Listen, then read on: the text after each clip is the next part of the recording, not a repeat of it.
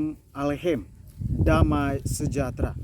Bapak, Ibu, Saudara-saudari, mungkin kita pernah mendengar pertanyaan-pertanyaan. Mengapa gereja Katolik menyembah dan mentuhankan Maria? Mengapa gereja Katolik berdoa kepada Maria? Pertanyaannya, apakah benar bahwa gereja Katolik berdoa kepada Maria?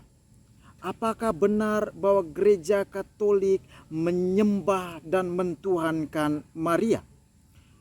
Dalam tradisi gereja ada ungkapan dalam kata bahasa Latin et Jesum per Mariam, menuju Yesus melalui Maria.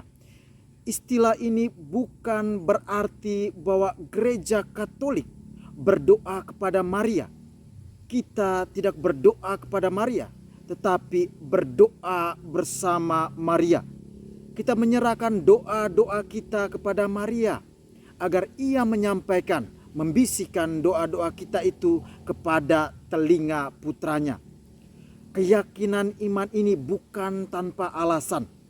Keyakinan iman ini diperkuat oleh kisah perkawinan di Kana dalam Injil Yohanes bab 2 ayat 1 sampai dengan ayatnya yang ke-11.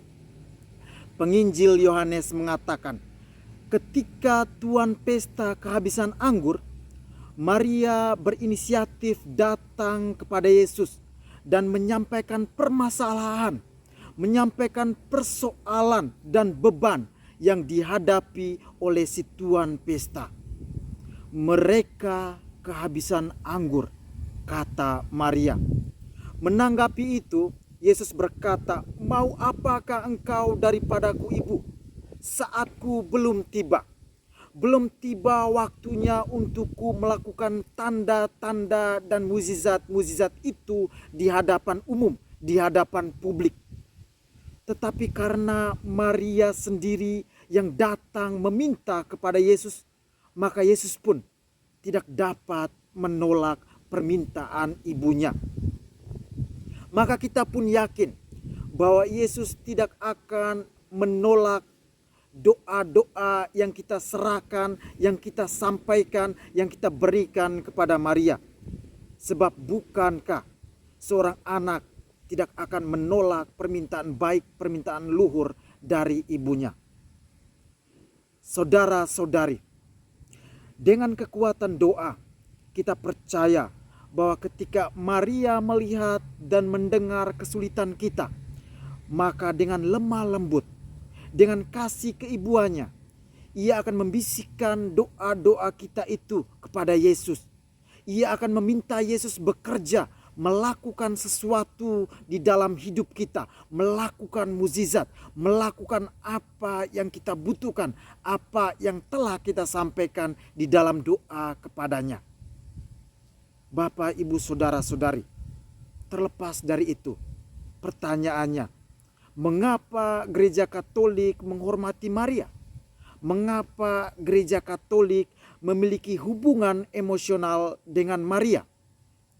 Jika dalam perjanjian lama, Abraham menjadi bapa semua orang yang beriman karena taat tunduk pada Yahweh, maka dalam perjanjian baru, Maria menjadi ibu semua yang beriman karena taat pada kehendak Bapa. Terjadilah padaku menurut perkataanmu. Bahkan menurut tradisi jalan salib, dalam keadaan tertekan dan terluka, ketika memeluk raga putranya yang tak bernyawa, sekali lagi Maria berkata di dalam hatinya, "Sesungguhnya aku ini hamba Tuhan, terjadilah padaku menurut perkataanmu." Sekali lagi, jika dalam perjanjian lama, orang beriman menghormati Musa yang membawa firman Allah yang terpahat pada 2 loh batu, maka dalam perjanjian baru, kita harus menghormati Maria yang tidak membawa firman itu pada bongkahan-bongkahan batu, tetapi ia membawa firman Allah itu di dalam rahim dan di dalam hidupnya. Orang Katolik pun menghormati Maria sebagai ibu sebagai bunda gereja. Karena dari atas salib, dalam keadaan yang sekarat, Yesus berkata kepada Maria, "Inilah anakmu." Dan kepada gereja yang hadir di dalam diri para murid, "Inilah ibumu." Maka pada saat itu, Maria menjadi ibu dan bunda kita. Dan kita semua menjadi anak-anak Maria. Kita semua menjadi saudara-saudari di dalam nama Tuhan kita Yesus Kristus. Bapak, Ibu, Saudara-saudari, itulah sedikit dari banyak alasan mengapa kita harus menghormati Maria. Sekali lagi saya tegaskan bahwa kita tidak berdoa dan menyembah Maria, tetapi kita menghormati Maria, kita berdoa bersama Maria. Semoga penjelasan ini dapat mencerahkan pemahaman kita tentang penyerahan diri, tentang doa-doa kita, tentang relasi kita dengan Maria. Semoga demikian. Amin.